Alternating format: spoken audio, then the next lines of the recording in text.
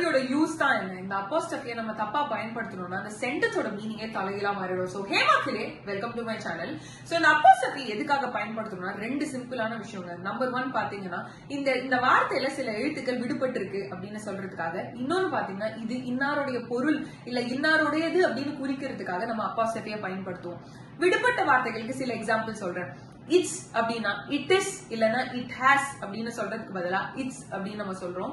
Gantt அப்படின்னா cannot அப்படின்ற வார்த்தையோட சுருக்கம் தான் காண்ட். டோன்ட் அப்படின்னா do not அப்படின்ற வார்த்தையோட சுருக்கம். சோ இந்த பக்கத்துல பாத்தீங்க அப்படின்னா John's chair, rams pen, Swathi's dress.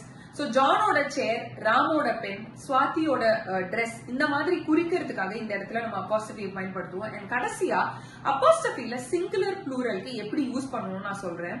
the dog's tail அப்படின்னா இந்த நாயோட வால் அப்படின்னு சொல்றதுக்குல டாக் அதுக்கப்புறமா அப்போஸ்ட்ரோபி போட்டு நம்ம dog's tail அப்படின்னு சொல்லுவோம்.